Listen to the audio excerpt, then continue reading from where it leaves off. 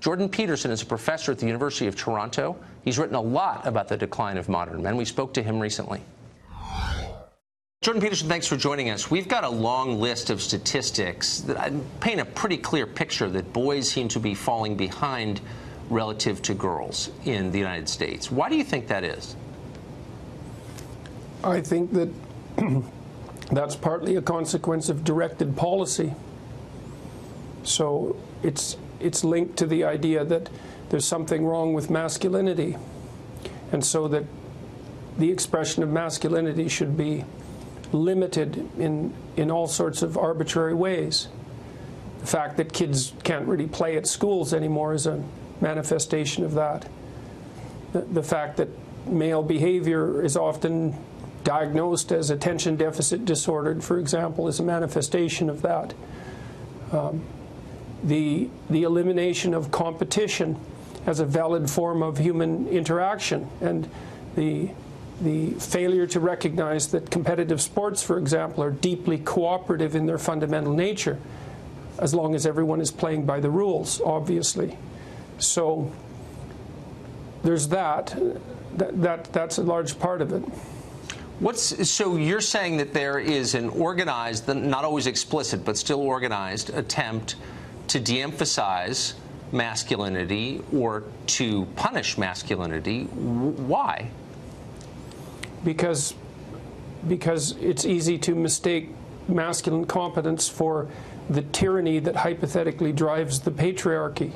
It's part of a ideological worldview that sees the entire history of mankind as the oppression of women by men, which is a dreadful way of looking at the world, a very pathological way of looking at the world.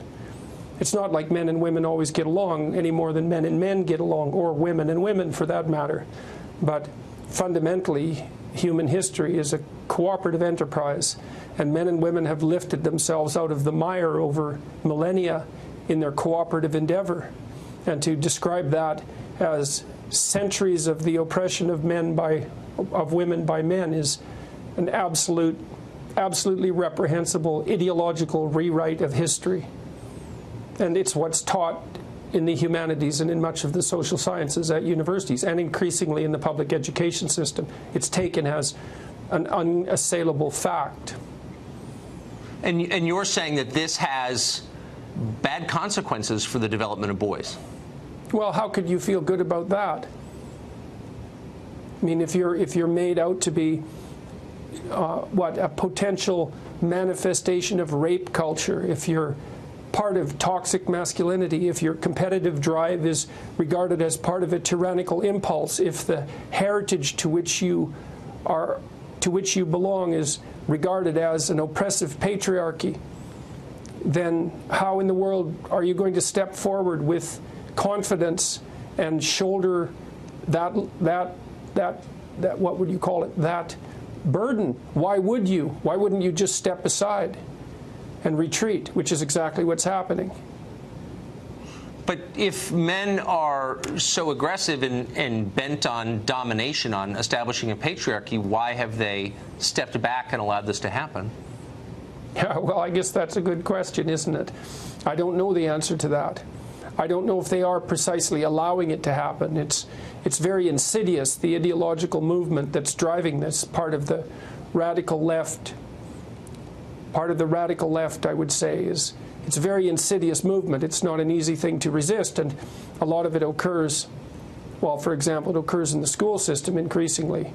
And it isn't clear what, they're not men that are reacting to that, that's boys. It's not clear what they're supposed to do about it. So if you were to fight an ideological battle.